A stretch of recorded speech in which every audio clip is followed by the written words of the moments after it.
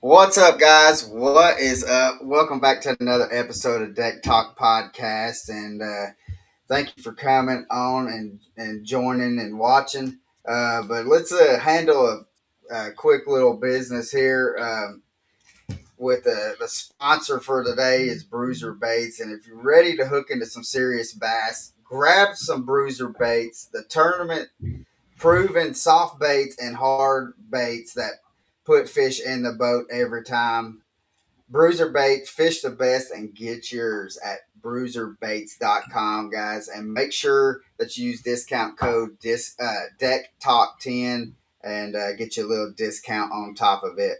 But let's get this show rolling, guys. And Colin Burnett. Happy J. It's good to be back. We thank you guys. Today's salute to valor. And y'all bear with me on this one now. We got Jerry Leno. He is a retired Navy. He served from 1992 to 2016. His MOS was a mess specialist, CS culinary specialist. Sir, we thank you for all that you've done and all that you continue to do for this great nation that we live in, for your sacrifice, all the men and women out there that sacrifice every day, getting up and going to training and having to leave their families just to do what we can do here. We Yep. thank each and every one of you. Yeah. So thank you, Jerry. Now we have got a special guest coming on, and in my opinion, is probably one of the most underrated anglers that is in professional fishermen. And because I have seen many and many of tournaments to where this gentleman has had either a spinner bait in his hand or a chatterbait in hand, and he has put a whooping on some fish. And so, guys, if you do not know, we have Mr. Stephen Browning. What is up, brother? Man, What not is much. I going appreciate you on? guys having me this evening. It's getting fishing season. Things are starting It to heat is. up, and I'm ready to go. I hear you. I Yeah, hear you. yeah. All that we fish all year round, but last night we were in 7-degree weather, and it is not fun being out on a boat and in that kind of weather. So, but Mm-mm. we wanted to ask you though. Are you excited though about getting this next year cranked up and rolling? Yeah, I am. It's a last year when I left the Bass Pro Tour to kind of pursue another chapter in my life, and that's trying to requalify for the Bassmaster Elites, and really join my son over there on the Elite Series. It I was excited, and I didn't really know what to expect. And what I did learn from last year was that there is a group of young anglers that are pretty dang good. And by being around them and kind of watching them fish last year, I feel like I'm going to do a little better this year. I just, it's they say you can't teach an old dog a new trick. Well, that's kind of what I'm going through right now. And Right. it's no longer back when guys, when I first started fishing the opens back in 1995, which is probably before some of your listeners were even born. I guarantee it. The deal was, a man go out and catch him 13, 14, 15 pounds a day, man. He was jamming. And Mhm. Right. as time has gone on, it's not that way anymore.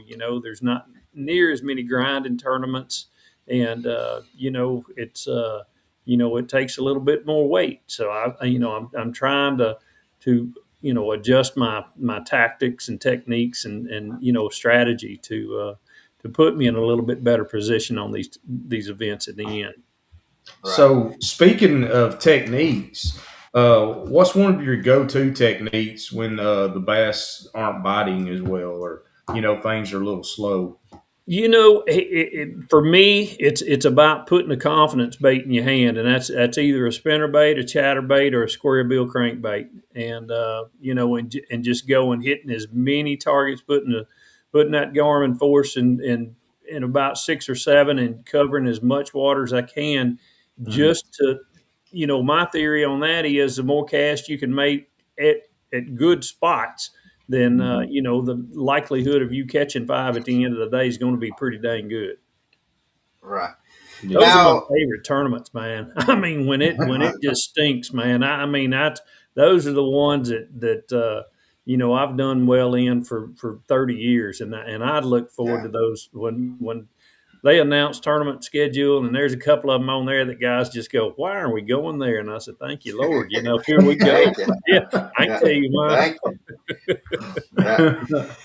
So, what is the mindset, or is there a mindset difference from going from Bass Pro, and to where you may have a 1 pound, 2 pound minimum, and you just go and just catch as many fish as possible? So, what is the mindset change to now you're having to go and now it's a 5 fish limit? Right. It's a deal where now I'm thinking that, if you really think about it, I'm kind of a numbers guy. On that Bass Pro Tour, man, the deal was to catch you about 5 a period, and that was over a 2.5 hour period. So, if you really do your research, you can see the guys that'll catch about 5 a period always end up having really, really good tournaments. Now, granted, they may not be in the top 10, but 9 times out of 10, they're going to cash them a check and get them some good points and make it to the REDCREST. And to be honest with you guys, I absolutely love that format. I really do. I mean, I'm a fisherman at number one, and I like catching, but just fishing stinks to me. I like doing the catching part. And, I think the biggest thing for me, as far as a mindset on the 5 fish limit, is not worrying about where I need to be at a certain time during the day, because it can happen in the next 5 casts. And, the big deal is, and I've had it, I tell young kids this all the time, don't let me see you checking in 30 minutes before the weigh-in time or your check-in time or 15 minutes, man. Give it all you got until you have to leave to check in. And I can't tell you how many quality fish, 4 and 5 pound fish I've caught with just minutes to go of fishing time before I have to leave a spot. So, the mentality is, don't worry if you feel like you're falling behind, because you can keep pushing and put you some confidence baits in your hands, and just keep grinding. And like I said earlier, man, I love a good grinding tournament, but it's just you don't have to catch. You can only weigh in 5. You don't have to catch 50 to be a hero. You only have to weigh in 5, and the jig, the chatterbait, the slow presentations seem to excel, and and of course the Mena guys, they're going the forward facing deal. I mean, so I'm learning that. I'm getting a lot more confidence in doing that as well. So just trying to be a little bit more well-rounded fisherman than I have been in the past. Right. Now, you kind of hit on it, and I just want to kind of just briefly touch on it as well. The forward-facing sonar, we've seen over the past year or two to where they're really kind of cracking down on it. What is your opinion? Do you think that it needs to be regulated more because like the Bass Pro and stuff like that went to 1 period, and then Bassmasters had went to where last year it was like you're gonna have 1 transducer, and then this year now they're just saying, what is it, 1 day? Like Bassmaster now, there's tournaments that allow it, and you can use it the entire tournament, and then there's tournaments where you can't use it at all, not even in practice. So, I'll be honest with you, I kind of like that. you can't, in my opinion, you can't just totally take technology away from fishing, because if we're going to do that, let's go back to fishing with fiberglass rods and monofilament line and Ambassador 5000s. I mean, you Right. can't take technology away. And the biggest thing is that these kids that are growing up with it, they do have an advantage because their mind isn't as cluttered as ours with years of instinct fishing. They don't know any better. Mhm. They don't know there should be Right. one over there on that log because they've never fished a log, and they're Right. just got the trolling motor down and they're covering water, and they run out. They never run out of fish. Pretty basically, I mean that's Right. somebody said that, and is that wrong? Is that fishing? I mean, dadgum, is trail cameras and deer hunting. Is that really truly, I mean, so it's, I've got, a lot of different opinions about it, but I just don't think that from a standpoint of just completely eliminating it is the answer. Now there is the National Professional Fishing Tour that completely did that, and good for them, Right. And Yeah. but they're a new tournament trail, so I think they're trying to do something different, which in my mind is a great marketing deal, Great deal. and Right. yeah. So I just don't think that you can completely eliminate it because there's just it's out there. People want to know. The biggest problem, in my opinion, the biggest problem with forward-facing sonar is when people watch the live broadcast, okay? Yeah. And those kids, or I say kids, anybody using it, they tend to get so focused in on the screen itself, and they forget that there's people out here that are trying to learn more about Mhm. fish. Exactly. We're a teacher, Right.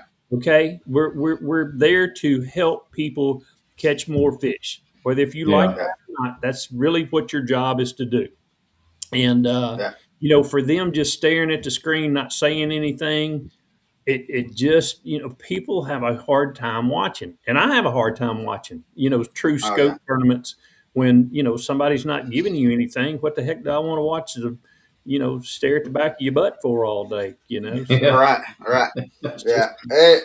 And the thing is, in which we have people. I have it on my boat, and people come up to us at the ramps and stuff, just chit chatting, and they're like, "Well, you got the cheater box," and I tell people, I'm waiting on that time. And Stephen, if you can tell me if it's happened to you, but I'm waiting on the time when I put that trolling motor down and turn on my forward facing sonar, and then fish just start jumping in the boat, because hundred it percent. has not happened. 100%. I can tell you 100% that doesn't happen.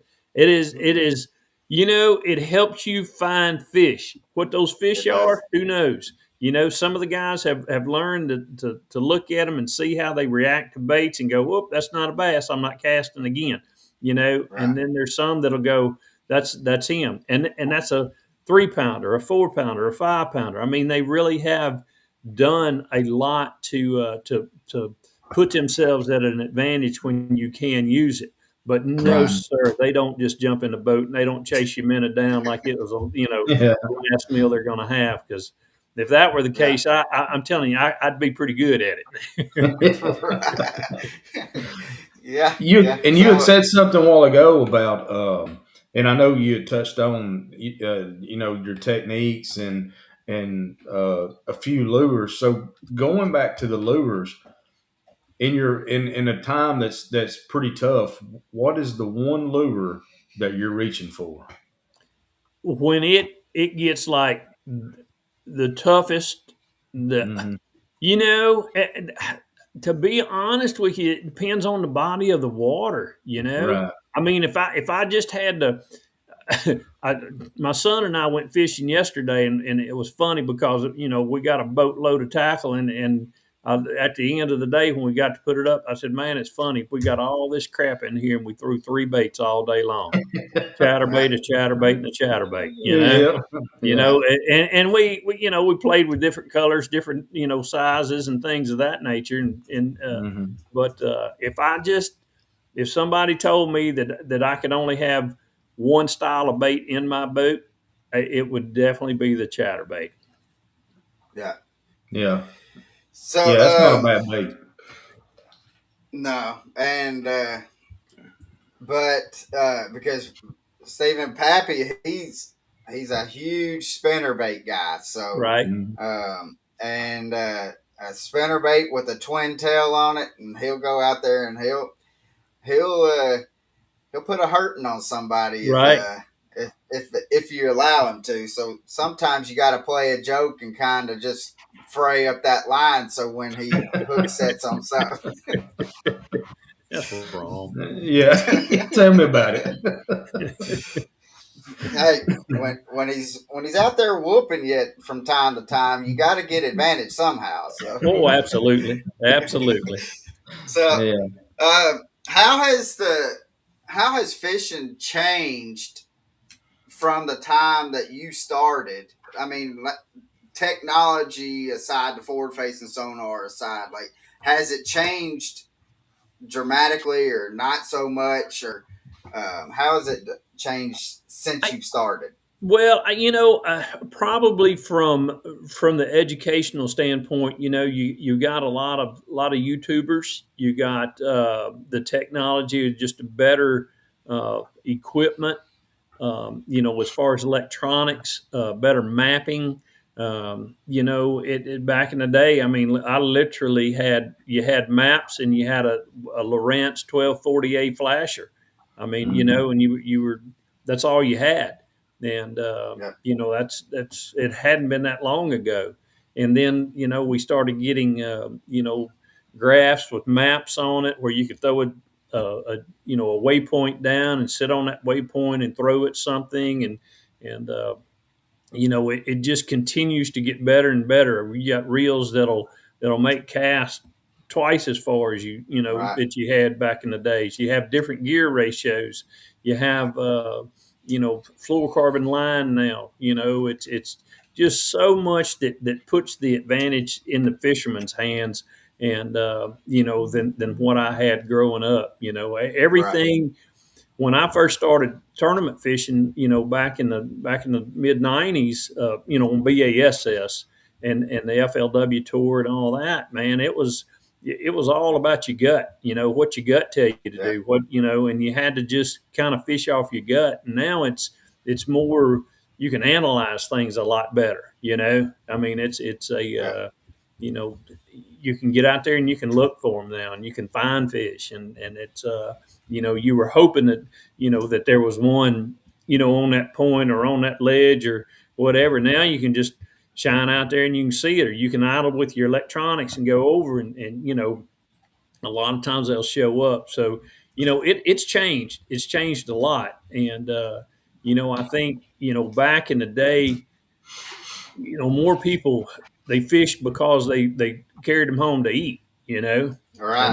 then Yeah. as tournament fishing got bigger and bigger and bigger, it's nobody wants to keep anything, and everybody it's all about bragging and look at me. So it's just a different world now than it was Yeah, 30 years ago when I first started. yeah, and Going back on what you were saying earlier about the forward facing sonar, and I'm not going to elaborate too much on it. I just when you had said I thought, man, that couldn't be more truer words than I've ever heard. And you're the first one I've ever heard say it, but you guys are teachers out there, and whenever I was growing up watching Bill Dance and Roland Martin, Hundred percent. they would take a lure and or they would fish an area and they would break it down, Yes. and tell people about what they were doing, how they were doing it, how they were fishing it. And when you said that now they're not even the kids nowadays are just looking at the screen and you're looking at the backside, and then they're not even saying that. And I thought, man, that's so true. Right. That is so true because they Right. don't say nothing. They're just Producer's constantly. nightmare, man, is to Yeah. have somebody up there that's not engaged with the fan. I mean, it's like you know, I mean, just like us sitting here. I mean, if I just sat here and didn't say anything all day night, you know, you guys would be going like, man, what kind of guy is that? You know, I'd be I sweating mean, bullets. it's time to shut up. Yeah. I mean, there's nobody any better that takes advantage of a camera than somebody like a Mike Iaconelli. You Yeah. know, Yeah. Yeah. I Yeah. mean, when the cameras are on, he's educating, he's entertaining, Hmm. and I mean, he just, I mean, he's being Ike, and that's, you know, when people like to see that, they want to see who you Yeah. are, what Hmm. you are, you know, learn a little Yeah. bit about yourself and learn, and you know, tell me, are you throwing an 1/8 ounce, a 3/16, or a Hmm. 3/8? Tell me a little bit. Tell me how deep Yeah. that fish is. Tell me what he's doing. Right. You know, Yeah. and it's like, because I mean, it's like, man, if somebody sits there and he tells me, oh gosh, there's a big one, he's got it, man, I'm getting to the edge of my seat, going like, get him, get him, get him, you know. And then, but if you're not telling me that, I may miss the catch because I run to go get me a Mountain Dew out of the refrigerator, you know. Yeah. Right. So yeah, I mean, it's just you know, I don't know. I mean, if this sport is going to grow, it's got to attract the non-endemics, and the Yeah. non-endemics are not going to back a bunch of guys, you know, not educating the general public on you know what we're doing and stuff. So Yeah. you know, it's a long road ahead of us. Yeah. And it's sad to say. That's sad to say, really, because I mean, I've enjoyed those coachable moments, those Yes, teachable moments, again, I'm not trying to get off on it, but it really has taken away from that. And it has. Yeah. It's going I to didn't be. think about that until you had brought it Yeah. up. That's great. Yeah. Well, I Well, mean, you guys think about this. You got a sitcom that's on television. All right. If Mhm. nobody's watching it, guess how long that sitcom's going to stay? It's not. You know, Yeah. you got a season, and they did away with it. Yeah, there was 5 guys that really enjoyed it, but guess what? 5 guys don't pay the bills. So I mean, it's a Mhm. right. deal where, you know, I know that all the organizations are telling the guys like, look, man, that you got an audience sitting right there. There may be and I tell my son this all the time. There may be somebody watching that's got a big old pocket full of money that's looking for somebody to sponsor, and guess what? There's a bunch of them they not going to sponsor. So Yeah. Yeah. give Yeah. them something. When that camera's rolling, give them something, you know? Hmm. Yeah. So, Yeah. And I think that, what was it, a couple years ago at the Classic, um, Humminbird done a deal to where they actually popped it up on the screen to where you could actually see what the angler's looking at. And I right, thought that was probably the best thing, because that was the problem that people were saying is we can't see what they're right, looking at. right. And I'm surprised that they really haven't utilized that more than what they really have. You're right. Yeah. 100%. Yeah. 100%. I've, you know, it's, I think the biggest challenge that they have from a production standpoint is that, you know, now instead of just having one Ethernet cable that runs to my camera to your unit, some guys only have like for instance, myself, my unit up front that I have on my Garmin last year was strictly just for forward facing. 16-inch unit Right. strictly for forward facing. I didn't have anything else shaking hands with it.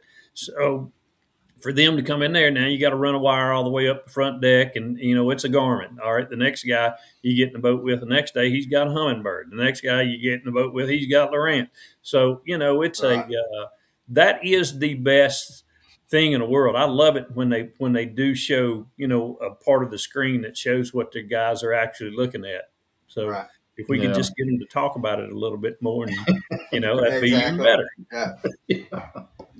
Exactly. So, um, you've been fortunate enough to fish in what, 10 classics, and then also fish in REDCREST. Right. Several Um, Forest Wood Cups. correct. Yeah. Yeah. So what?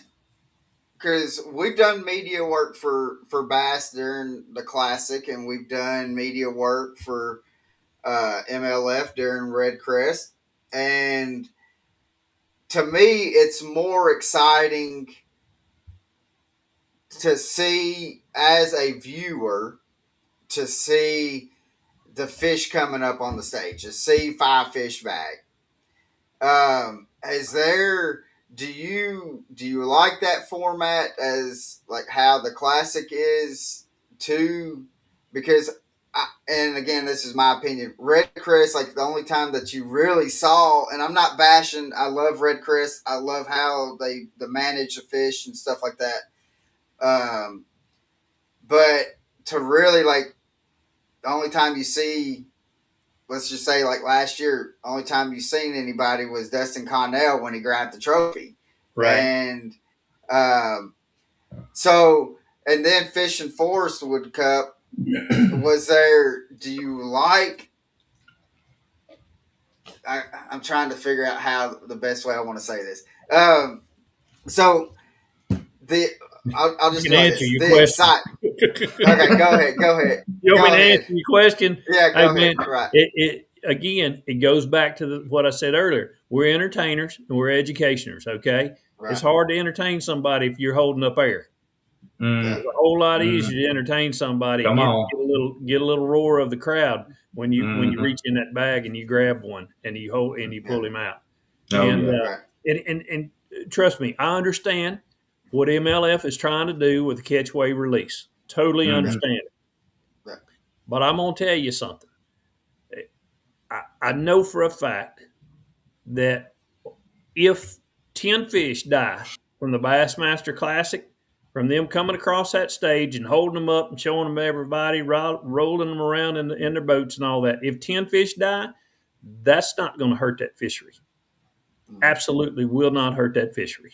And you know, the deal is that people don't understand. Again, it goes back to what I said earlier. When I first started, people fished because they ate them rascals. And our lakes across the country were as good as they ever have been and probably ever will be, because they didn't catch and release.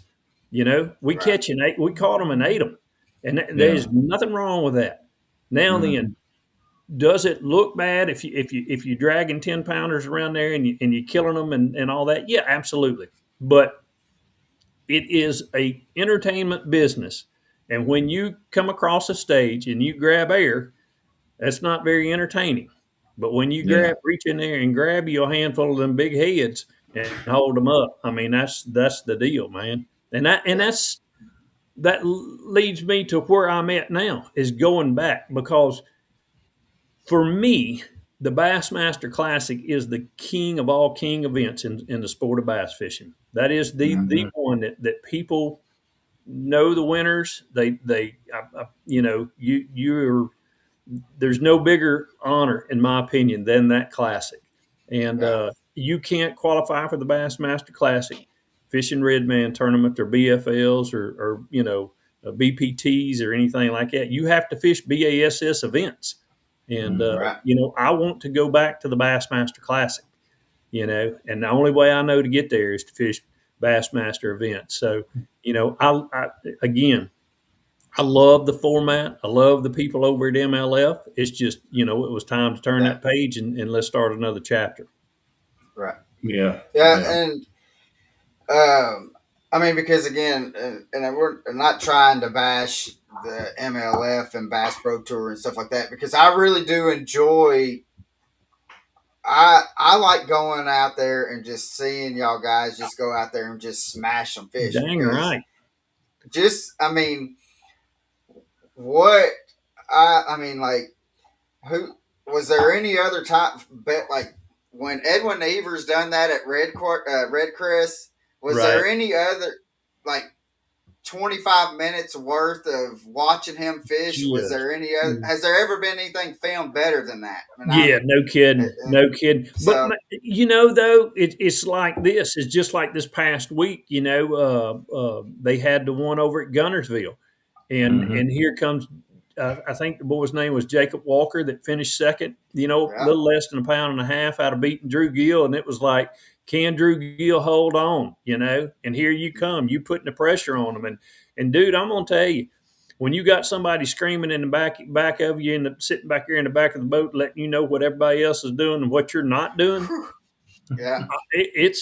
That's some intense competition, whether if you like Yeah. it or Oh, not. I mean, it is as intense as an intense gets.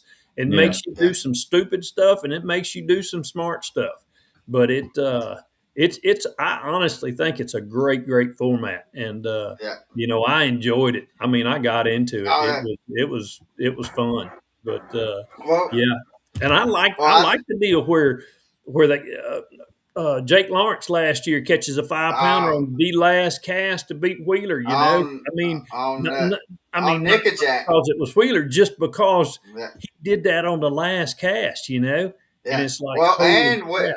and Wheeler actually had a fish on Yes, that he did yes, not get it over the didn't get it gunnel. in the boat. I Yeah. mean, So that's pretty good competition. Mhm. If you're looking at it from a competition standpoint, dude, it doesn't get much better than that. I mean, it Yeah. really doesn't.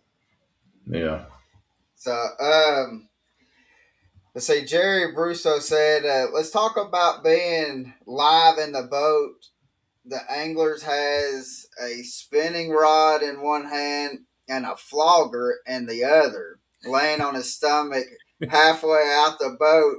Nobody complains about sitting at home watching that."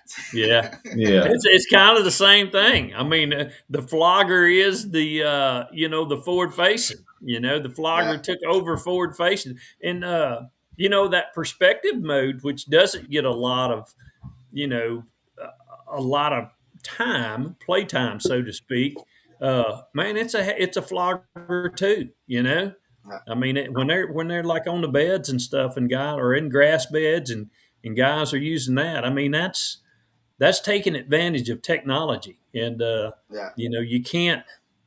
I mean, I don't like doing it, but I can't take that away from the guys who are good with it. You know, I mean, Yeah. Right. they're catching them. Oh yeah. Yeah. Without a doubt. Without a doubt. That flogger makes me sick. I can't sit there and look at it, man. I get seasick. I'm not Oh, kidding. we I got a buddy of mine that has one, and I had him just bring it out on Chickamauga, and knowing that I was not going to be able to see anything, but I just kind of wanted to feel like what it, because I'm like, man, I feel like I'm falling out of the boat, Hundred and percent. and talking about an ab workout because you're trying, the boat's rocking and your head's pushing down on the flogger, so it's sinking down. And I was like, I done it for about a minute, and I says, "Nah, I'm good. I'm good." Yeah, yeah.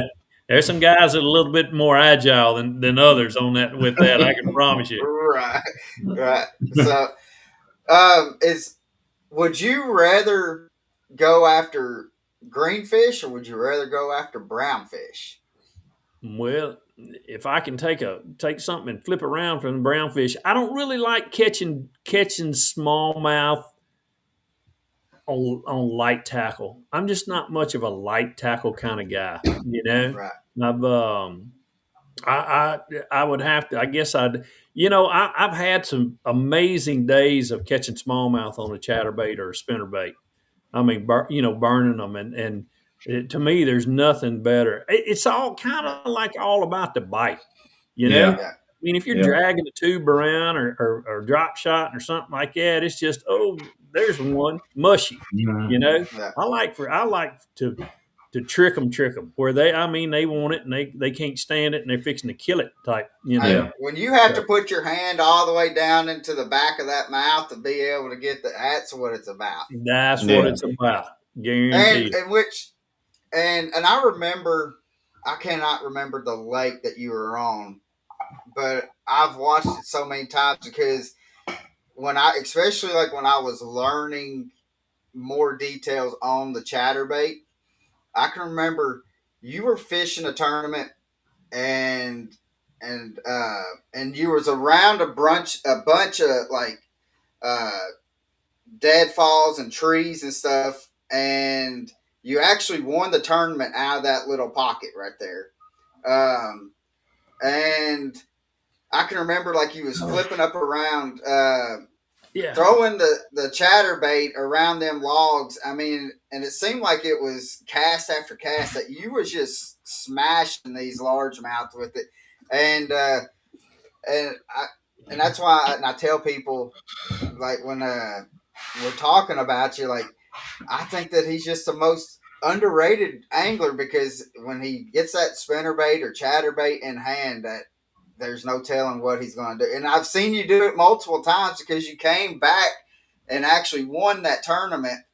And so that was probably the cup event down that we had in Texas, where we went to several different lakes, and they all had standing timber and laydowns and everything, and everybody was throwing shaky heads and flipping and cranking and doing all that, and there was like hardly anybody throwing a chatterbait, you know. And I had it in my hand, and it stayed in my hand the whole time. Oh yeah, yeah. So is there any kind of like modifications and stuff that you do to a chatterbait? Yes and no. A lot of it is changing the trailers. I've had it happen several times where, you know, and I play around with a lot of that when I'm just fishing. Is when you're on a really good bite with a chatterbait, and you know, everything's going real good. A lot of times I'll just change colors, change styles of trailers, just to see if it's any better, so to speak. And a lot of times I've found that trailers do make a huge impact on whether or not those fish want to react to it or not. And I mean, I've had times when literally catching, you know, a fish every 5 minutes, 8 minutes, something like that, and on a straight tail, like a shad style tail on it, and then put a paddle tail on it, and then the bite goes to pot. You put the other tail back on, and it picks right back up. Right. That's the biggest thing I could tell people is to, you know, in my mind, it's like if I'm trying to think like that forage fish, like that bluegill or that shad. Okay. Am I just out there lollygagging around, or am I really moving? If something gets behind me, am I ready to get out of there, or am I just swimming with him? So, and what I mean by that is there's days when a slow, steady retrieve with a paddle tail on it is money. And then there's days when you put that razor shads, which is a shad style tail on it, and it's like, man, they're trying to get away from it, you know, wherever that bass is. I'm not sitting around here, you know, I'm wanting to get away from him. And, you know, and that creates the bite, you know. So it, you know, I tell people like a shad style trailer, a paddle tail, and like a crawl or something, you know, a double tail type trailer. That's about the only three trailers that you truly need. It's just what do they want today, and what do they want now? What do they want the next hour? You know, just because they bit it real good just a while ago doesn't mean they're going to keep biting it all day long. I mean, their mood changes just like our mood changes, you know. So you just have to be willing to fish it a little faster, a little slower, you know, and it's about like fishing a jerk bait. When you find that right cadence, man, it's lights out. So to kind of piggyback off of that, and the spinnerbait, is there anything that you could kind of give us, or are you doing are you doing any modifications to spinnerbaits? And if so, you know, what kind of modifications are you doing? Most of it's more just what the blade, what I feel like they want that particular day on a spinnerbait. It's like, you know, for me growing up here in Arkansas, and I fish a lot of the Oklahoma lakes. I mean, it's like you want a lot of thump, you want something you know, bright. There's lakes, Chickamauga, for instance, any of those TVA lakes, I tend to get more shad colors, and I like bigger blades. I just think bigger blades on those, a 5, 6, 7 inch or 5, 6, 7 willow blade, a lot of times we'll just crush them. And Yeah. so it's more of what the water clarity is, what the water temperature is, and whether or not we have is it a feeding day, a cloudy, overcast, Mm-hmm. windy day where you feel like Right. they're more aggressive, smaller blades, faster retrieve, as the barometric pressure gets up, and the fish tend not to want to, they're not real active, so to speak. Then a big old slow rolling thumping willow blade, or in dirty water, a Colorado blade, really excels to me. And you kind of hit the nail on the head with the. A lot of people don't like the wind or the over, it being cloudy or even rainy or whatever. I love it because Hey, that's when I'm really picking up my spinner bait and working it. I mean, 100%. I'm going to those main channel points that where the wind's blowing up against the bank, and just really working that point, one way or another, or targeting certain things, rocks, stumps, or whatever, where I think bait might be getting pushed up to. Right. 100%. I love that. Yeah. That's one of It's my favorite things. like I said, it goes back to what you just said. It goes back to the bait fish. You Yeah, know, I mean, Right. it's a bass isn't you just going to sit around and hope, that he eats. yeah, yeah. He's not going to be in a pocket where there's not any bait, there's not any Right. bluegill, there's not any crawfish crawling around. He's going to be around food. Yeah. That's just nature. That's how Hmm. that's how we survive in nature, is by eating and drinking. So they got plenty Hmm. to drink. They just need something to eat. So Right. the wind, I don't care if it's 38 degrees outside. If that wind is blowing, you need to be in the wind. Yeah. Trust me, Yeah. it's going to feel better over there on the other side of the lake where Yeah. the wind's not blowing. Yeah. You're going to feel better, but I can Hmm. promise you're not going to catch as many as that old boy sitting over on the other side fishing in the Yeah. wind. You got that right. You got that right. So, you're fixing to be heading out to the Kissimmee chains, Right. and I want to talk about like your preparation. How soon or how early are you looking at the Kissimmee chain and figuring? I know that you fished there quite a few times, and so you kind of have history in it. Do you go off of history, or do you kind of just let the fish tell you and kind of fish the moment as you're getting into it? Yeah, the big thing for me is going to be watching this weather system that we have moving in on us. I've been watching the weather down there for about the last probably 2 weeks, and just trying to see where I feel like the fish, what they're going to be doing. I know for a fact that that cold front's fixing to blow through down there. It's going to get in the 40s and 60s down there, and those Florida fish do not like it.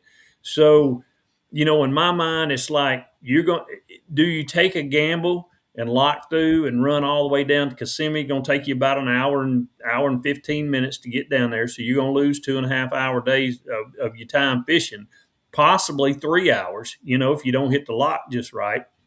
So it's like, I'm going to spend time down there, but I've got to be able to put myself in an area like it down at Toho, that I feel like in a 4 hour period, I'm going to get, 6 or 8 bites.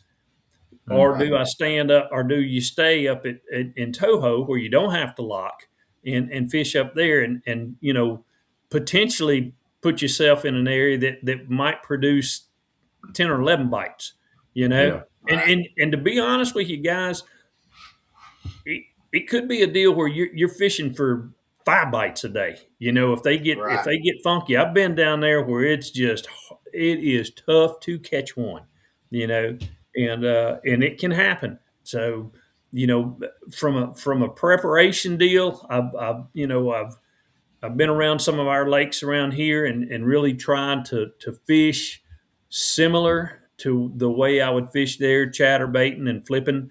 I mean, it's a. I mean, I'm not.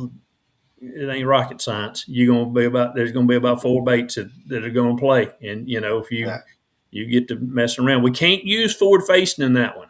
So forward facing will not be allowed there. So the minnow pingers, they may struggle. I can promise you, they're gonna struggle.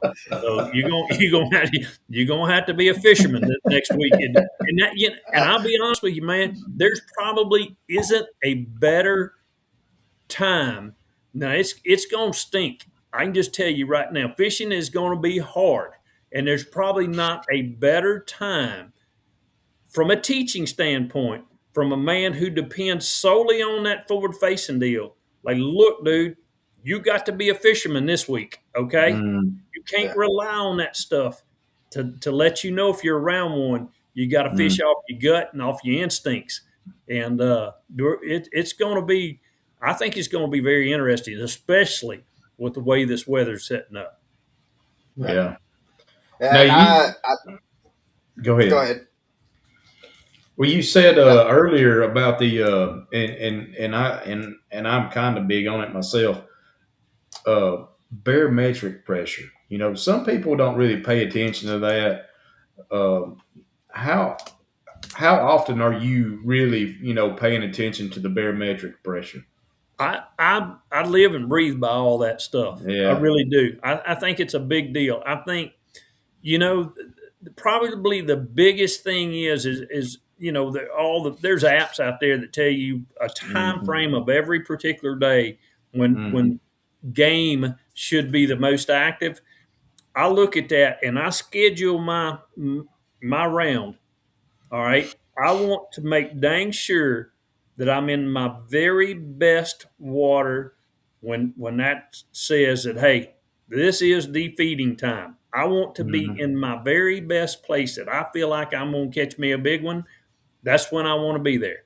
I don't want to be there early. I don't want to be there late. I want to be there right then, because in my mind, I'm fishing harder. You know what I'm saying? I'm not going through the motions. I know that, hey, it's time to make hay. He lives right here, or she lives right here. Let's figure out how to catch her. And we got about an hour and a half to do it. So bear down on them. Bear down. It's a mental game, man. It really is. And especially on the 5-fish deal. I always made sure, when I was at the BPT, that there was that window of opportunity. And you feel it. You get it through practice. You feel it. As you practice each day, there's certain times of the day where you go, dang, man, the birds are up. Nature's just alive. And you have to make mental note of it, but you got to make a mental note of it where you don't forget it, because you get out there and you just start going through the motions, and the next thing you know, you look down and go, oh my gosh, I missed out on that deal, And I don't set a watch or anything, by it. I just know I'm only going to give this area, 35, 40 minutes. I'm going to rotate. These are my areas. I need to make sure I'm right here at 10:30 this morning. Yeah. Jerry asked, what is your favorite bait to flip and color? My favorite bait, bar none, is a jig. I mean, if I could, we talked about that earlier. If there was a bait that I could only have one, if I could have two, the jig would be the next one. Black and blue jig, and if they still made a good Uncle Josh pork rind, number 11 pork rind, I'd put that back end of it. You went way back. Yeah. But I remember back when we were kids, man. I say kids, when I first started fishing tournaments, I was 16, 17 years old, and my older brother was 2 years older than me. He literally would show up with a brown paper sack. He'd have him a jar of number 1 Uncle Josh pork rind and a black jig. And seriously, I mean, I ran the trolling motor, and he sat in the back of the boat, and he would tell you his job was to get 2 bites. That was his job in a team tournament. If he could get those 2 bites on that black jig with that number 1 pork frog, more than likely we were going to weigh him in. And unless I got to going good, but a black and blue jig with some type of just straight tail trailer is Mm-hmm. Yeah. really is hard to beat. I mean, Yeah. hard to beat.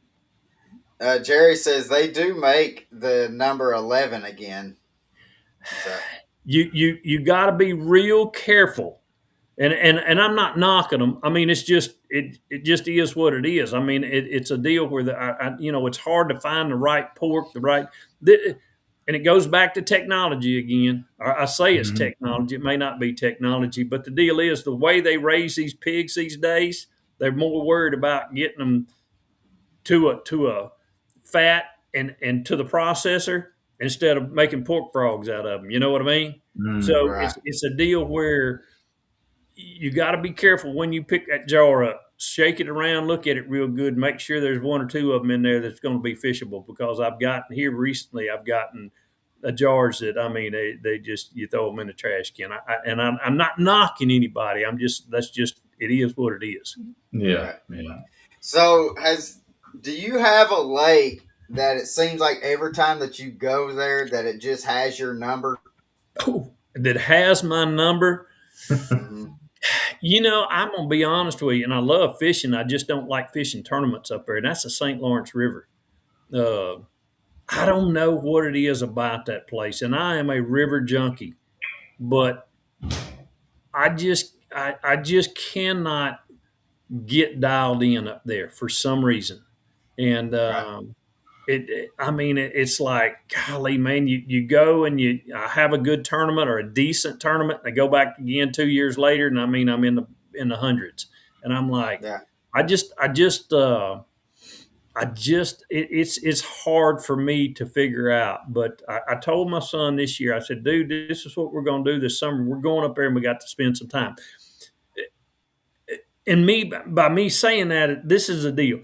It's hard to live in Arkansas and know how to catch a brown fish in New York in the current.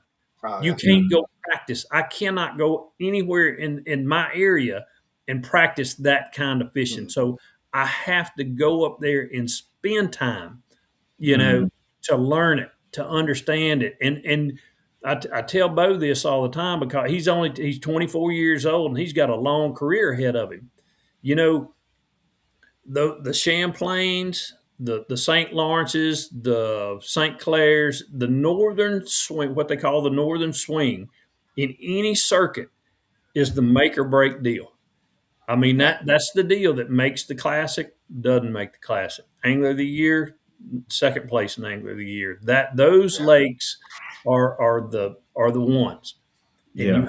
have to get up there and we have to learn how to be better, be more consistent. Right. So yeah, that St. Lawrence River, just the funny thing about it is, guys, the very first time I fished the St. Lawrence River, which was in 1996, I believe, fall of 96, I think I was either in first or second after day one. I think I was leading there day one, and I had made like an 80-mile run to a small pond and caught largemouth and brought them back. That's way before that they knew what they had up there, Yeah.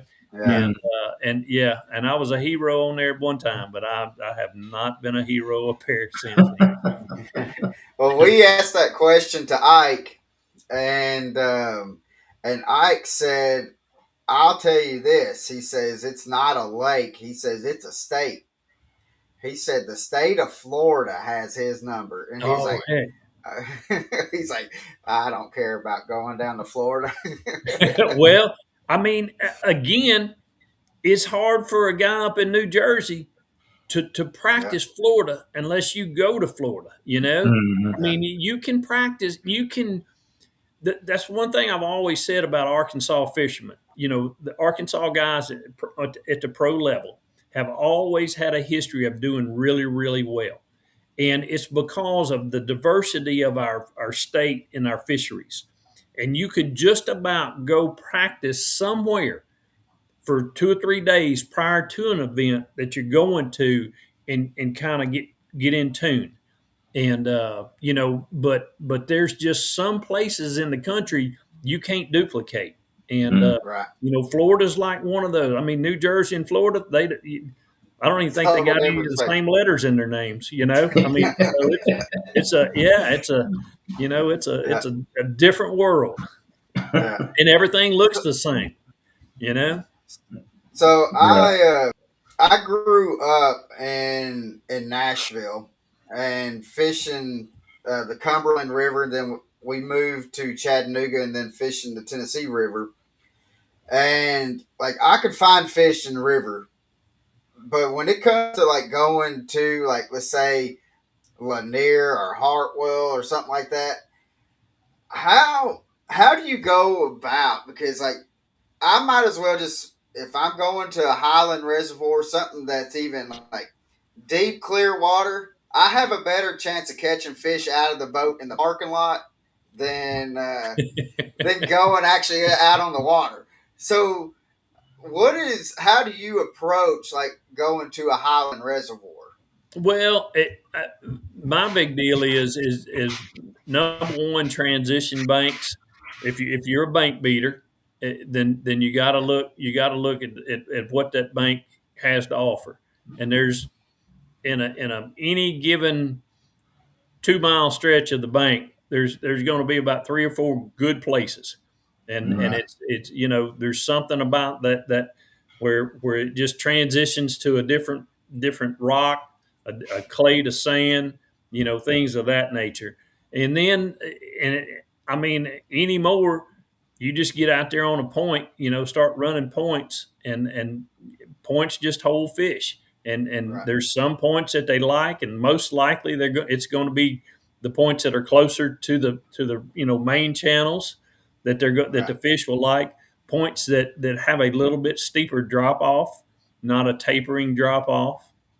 And then if you're a river guy like myself or like some of the other guys, man, just take off and get in the skinniest water that you possibly can get in, and right, and start there and start target fishing docks or lay downs, isolated wood, things of that nature, rip rap banks, things of Mm. I can remember the tournament, the the classic.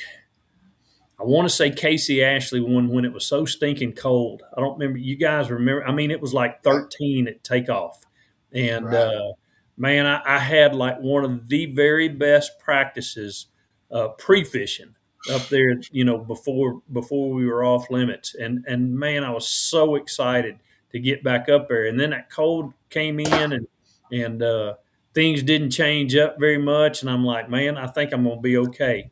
And lo and behold, I was fishing in some skinny water. When the first day of the tournament, we roll out there. My best place that I had about an inch of ice on it, and I'm like, "You got to be kidding me! You got to be kidding me!" And it's like I don't know, but they still caught them. They caught yeah, them real good, in my opinion. I mean, 16, 18, 20 pound bags were rolling in there, and it's just like I honestly, I've had the very worse luck at the Classic with crazy weather moving in and just destroying what I've got going on. And yeah, the month two times at Hartwell, I really thought I was going to blister them. And I mean, one time it was the ice came in, and then the second time we had literally a flood come in the Tuesday or the Wednesday of practice and all day Thursday, and I'm just sitting there going like, I cannot believe this. I cannot yeah, believe it. Gunnersville, I had the wind that just relentless one year that just tortured a couple of places that I had, and I was just like, I can't win for losing in these things. So I want to get yeah. back to the Classic because one of these days I enjoyed honestly I enjoyed the summer classics way better Oh than yeah, I do these other ones because just simply because everything was really stable and nothing was really gonna they're it's hard to mess up the weather in the summertime. right. So Yeah, because I know like the past. This will be my fifth classic, and but the past three classics, the last time that it was in Knoxville, they had, it was like mid 60s to 70-degree weather during practice. Right. And then the tournament happened, and then the light switch just flipped. You had rain and 28-degree weather, and they were fishing on ice on the deck of their boats, 100%. and Yeah. none of them were really. I won't say they wasn't ready, but I mean, they're like this. When we were doing the interviews with them, they're like, "This is, you can't prepare." No. I mean, you're No. fishing for how the conditions are, and Right. they're like, "We Right. had 65, 70-degree weather," and 2 days, 3 days ago. Yeah. right, Yeah. and then in Tulsa, they had, it was just monsoon after monsoon Right. there. Right. And then last year they had 40, 50-mile-an-hour winds in Fort Worth. So Yeah. it's like, That, you and can't win or lose it. that is one thing about having a March Classic. Right. The guy that wins those, I mean, it's almost like, did practice really help him, or is he just fishing the moment instead of fishing Right. in what he's learned? So that's the biggest thing about that time of the year fishing. Whether it doesn't really matter wherever you are, you have to fish the conditions that you're faced with now. Don't Right. rely strictly on what you hope happens, Yeah. from practice. You have to, everything has to line up right during the month of March for the weather to stay the same for 7 days. It just Right. does. That's a bipolar month. Right. Right. I mean, it's just like, we laugh about it all the time. The anglers do, because we're like, man, if you want some new weather to move in, holler at us and we'll have a tournament over there. And trust me, it will change. Yeah. It's probably going to change for the worst. Now, Yeah. don't think it's going to get better. It's probably going to change for the worst. It's just like the Florida deal. Haven't had any Right. cold weather down there all year, and all of a sudden we're going to be there next week. Comes. It's going to be the coldest it's been in a long time. So, as a mentor yourself, what is the best advice you got from a mentor over your career? Probably just being the most prepared that you possibly can be, not only mentally, but all your fishing stuff, making dang sure that nothing can happen. Control what you can control, I guess is what I'm trying to say. Yeah. That's all you can do. Yeah. You can control what Stephen Browning can control. Right. And that comes from preparation leading up to any event. You have total control over all that. Now, what happens, when you're out there on the water, then, you've got to take advantage of when it's your time to shine. And then when it's not, you have to understand it and really go, okay, I know I'm not on anything. Do I continue to practice? Do I continue to be in search mode? Or do I just hunker down in the areas that I found a few bites in and try to expand on those areas? So it's kind of fishing with an open mind, controlling what you can control, and just, I mean, leaving it out there on the water. I mean, that's don't drive home wishing you would have done something else. That's the one thing I tell these kids, that inspire to be, whatever. It's like, don't leave a lake going like, man, I wish I would have done that.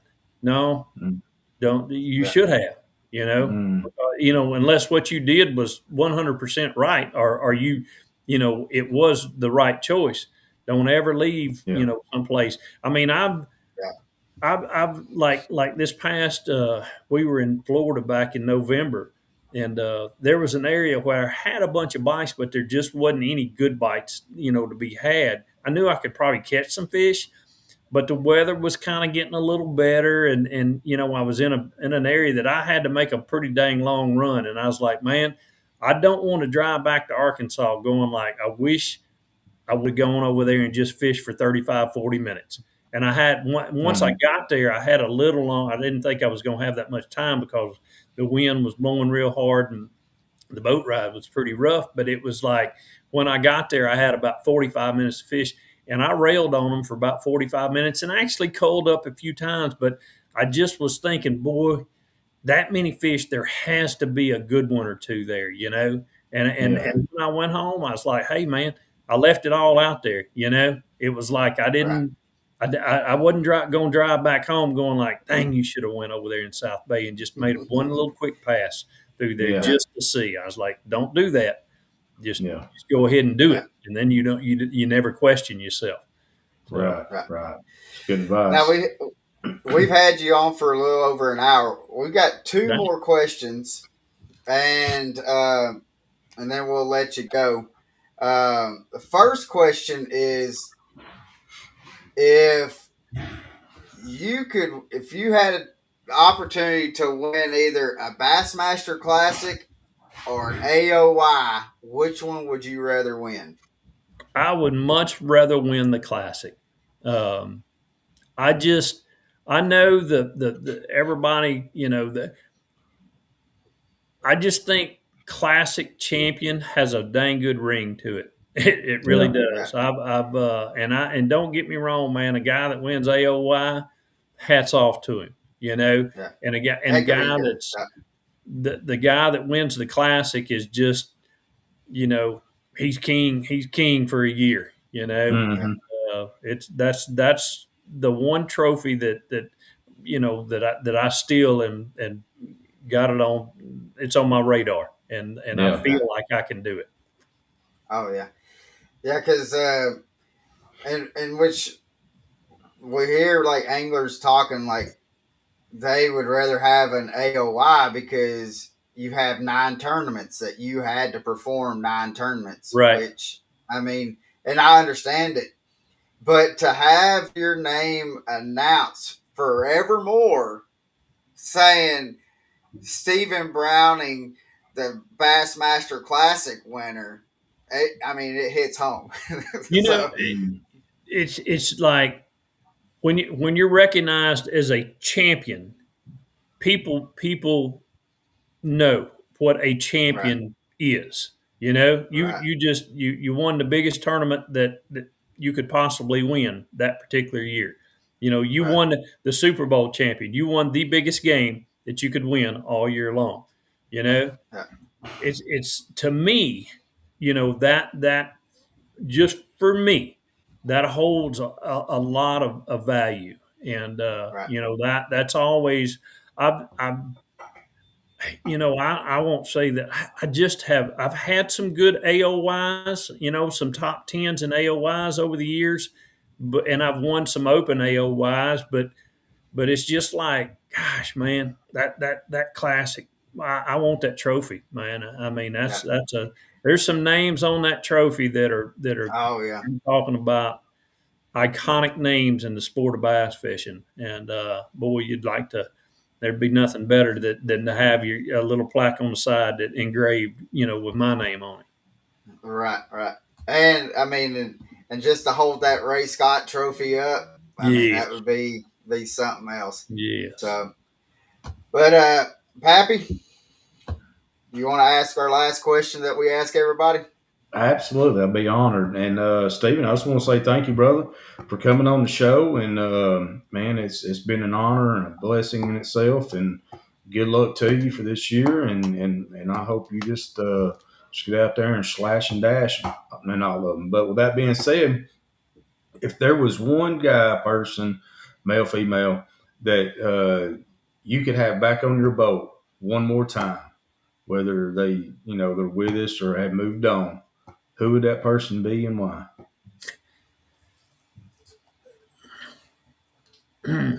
That's a tough one. I knew. Why you got to end it like that, man? Honestly, it would be my mother. I mean, I lost my mother when I was 25, and I can't tell you how many times she would help me load my boat up in the back end of a Ford station wagon that was 28 feet long, and we'd stick that 12-foot flat bottom in the back end of it, put 2 cinder blocks in the on the end of it, back there by the back seat to hold it in place, tie her down, and she would haul me about 25 miles to a lake that I had access to. My grandfather knew a farmer, and they would just dump me there, and she would do that at dang man, probably 7 o'clock in the morning. She'd come back and pick me up like 5 or 6 in the evenings, and literally 4 or 5 times a week. I mean, they just knew that I had a scull and paddle, probably 3 or 4 rods, and a tackle box, and I sat out there and I would fish all day long. And she went with me several times, and she just knew how much I absolutely loved to bass fish. And, she was just, gosh, man, I can't even tell you guys how much she meant to me. And I honestly think she would be so stoked to have, been here watching, what I've been able to accomplish over the last 30 years. So, yeah. What a great woman, man. I mean, that's awesome. And that's, and not to elaborate a whole lot on it. That's what parents should do, man. I mean, that's I learned that from her. That's what you need to do. Take these kids, man, wrap them up, love them, because you don't know if you're going to have them for 25 years or they're going to be able to grow old with you, So you just have to cherish every day you have with your family and loved ones, and that's what life's all about, man. Just that's a deep rabbit hole. Tell them you love them, man. Yeah. So guys, we're going to wrap it up with that, and we want to say thank y'all for watching, and I hope that you have a blessed week. Next week, we are going to have probably one of the nicest guys in professional fishing, and Stephen, you may know him, you may not. I'm sure you do. We're going to have Mr. Shaw Grisby. Oh man, what a great and we're going to talk a little bit about fishing, but I cannot have him on, and I cannot talk to him without talking about some alligators. And because Mr. Shaw loves going after some big old gators. So yes, he does. So we're gonna have him on. Make sure you tune in, and real quick, Stephen, can you tell us like how people wanting to follow you? What's the best way to follow you? Yep, Stephen Browning Outdoors on Instagram and Facebook. Those are my 2 social platforms. I have a StephenBrowningOutdoors.com. Kind of keeps you up to date of where I'm at, where I'm going. Any articles or things of that nature that I've done. Recently they'll update those there as well. So we're trying to. My New Year's resolution was to be a little bit better with social media. So, and that's a full-time job. I'm gonna do it. It's that's the other part of the job, Yeah. It's fun. So it's fun.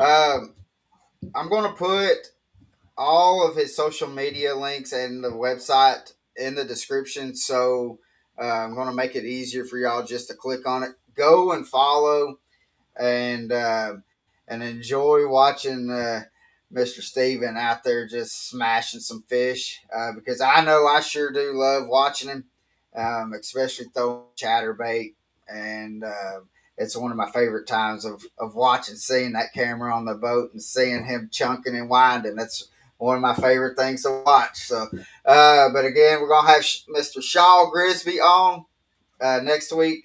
Hope y'all have a blessed day, guys. Remember, God loves you as if you are the only person in this world to love. And have a good one, guys. See you. Thank you, man. Yes, sir. Thank you, Stephen.